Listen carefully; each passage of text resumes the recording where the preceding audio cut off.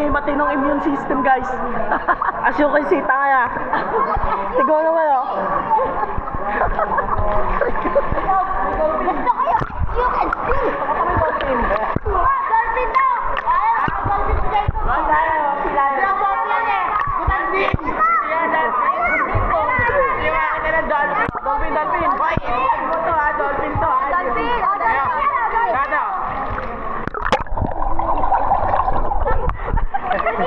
Hindi makita. Hindi nakita, sayang. Hindi makita, wait lang.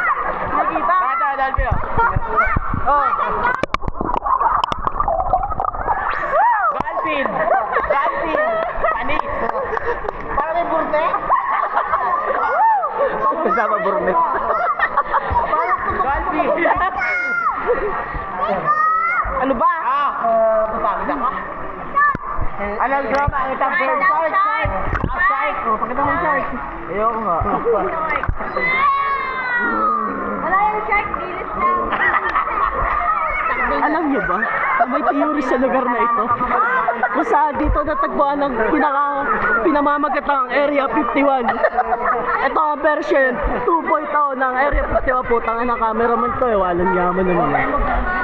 Kung kilala, bilang si Jonathan, siya nakadiscover. Wait lang guys, hindi yan stable yun ako. Kaya Sige, dyan ka lang ha. guys, tanga na, di pa ako nakakita ng parody, di ba? Ito na yung parody ni Jonathan. Nako, wala na. Hello guys. Wala na. Hello guys. Lobat na. Lobat na siya dyan. Hello guys. Ay, di pa lumalaban pa. Welcome to my guys. Hello guys, welcome to my guys. Ay, pinapangalong resort. Ano? Ewan. Duncelia. Duncelia Resort. Si Aling Sel. Guys, ito lang yung resort review namin. Taka na, bibigyan ko na 3 star. De, joke lang. De, baka i-upload eh. So yun, ang ganda naman ng pool. Ano lang, regards lang sa owner na sobrang yung chlorine. Siguro naman kaya yung maayos siya, diba? Tapos yung CR nyo, walang shower.